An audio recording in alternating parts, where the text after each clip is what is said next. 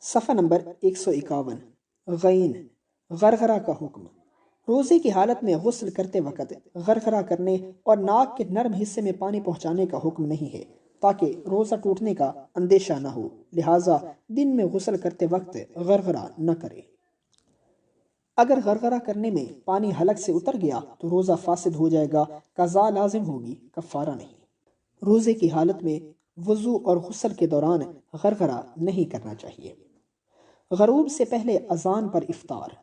اگر مؤذن نے آفتاب غروب ہونے سے پہلے مغرب کی اذان دے دی اور لوگوں نے مؤذن کی اذان سن کر افطار کر لیا تو روزہ فاسد ہو گیا، قضا واجب ہوگی، کفارہ نہیں۔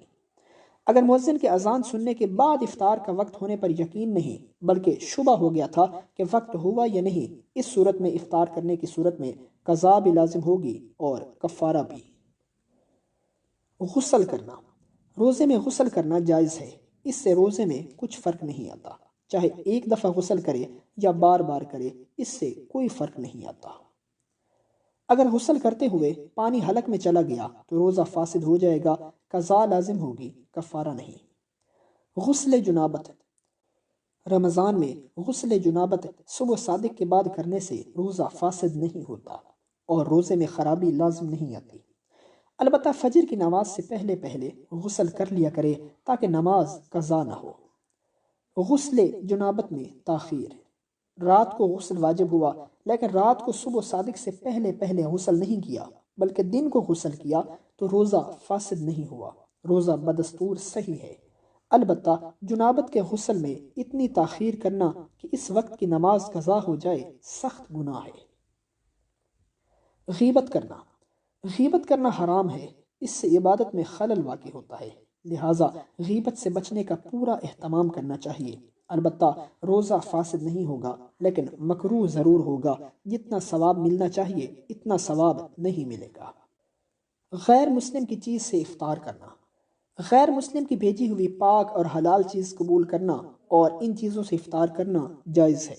اگر غیر مسلم کی بھیجی ہوئی چیز پاک اور حلال نہیں تو وہ قبول کرنا اور اس سے افطار کرنا جائز نہیں۔ غیر مسلم قادیانی وغیرہ کی کوئی چیز نہ لے اور اس سے افطار بھی نہ کرے کیونکہ یہ کافر ہونے کے باوجود اپنے آپ کو کافر نہیں سمجھتے اور مسلمانوں کے جانی دشمن ہیں۔ غیر کی افطاری سے روزہ کھولنا۔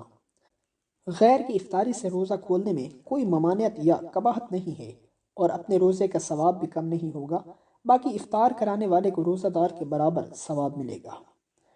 غیر ممالک والوں کا فطرہ۔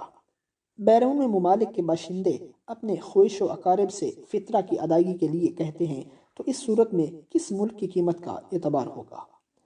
اس کا آسان طریقہ یہ ہے کہ عمدہ قسم کی کشمش، کھجور، جو یا گندم سے فطرہ ادا کر دیا جائے یا بیرون ملک کی قیمت کے حساب سے مذکورہ چیزوں میں کسی ایک چیز کی قیمت ادا کی جائے۔ اگر یہاں کی قیمت زیادہ ہے تو یہاں کے حساب سے ادا کرے تاکہ صدقہ فطر لینے والے غریبوں کو فائدہ ہو۔